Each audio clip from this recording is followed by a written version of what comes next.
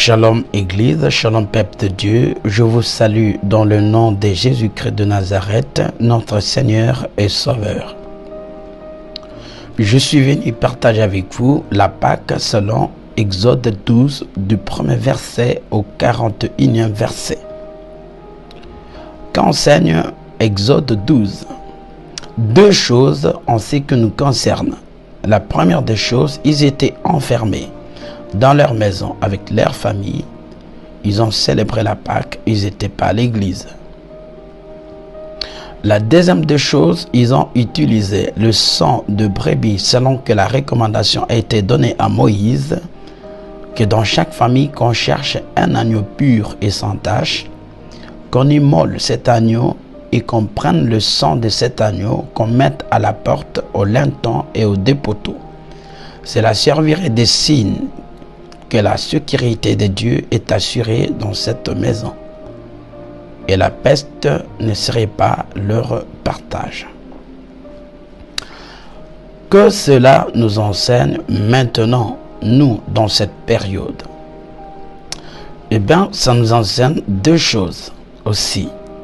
La première des choses, nous aussi, nous sommes en confinement, nous sommes dans nos maisons avec nos familles et nous devons célébrer la Pâque. La deuxième des choses, en ce dimanche de Pâques, nous allons utiliser le sang.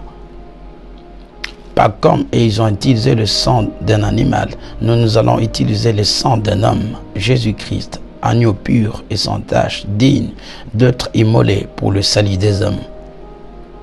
Et nous allons utiliser le sang de Jésus-Christ de Nazareth.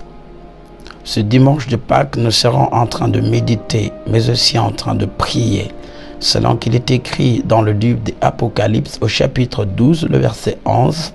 Ils ont vaincu à cause du sang de l'agneau. Le sang de Jésus-Christ nous apporte la victoire.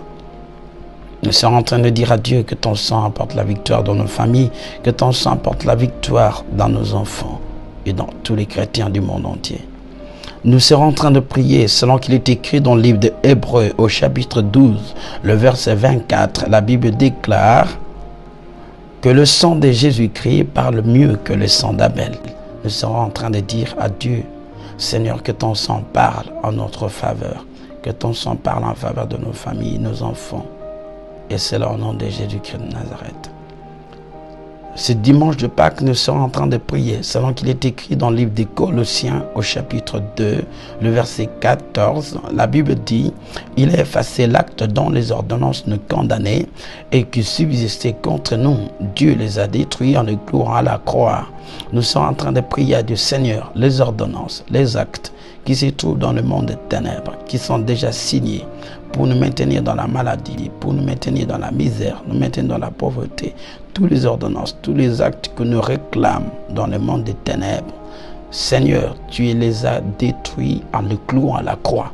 Et tous ces actes-là ne peuvent plus peser contre nous en aucune manière. Car il est écrit, Christ en nous, l'espérance de la gloire.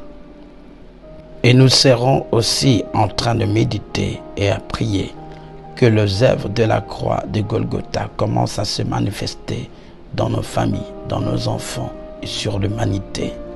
Et cela au nom puissant de Jésus-Christ de Nazareth. Bonne fête de Pâques chez vous. Que Dieu vous bénisse.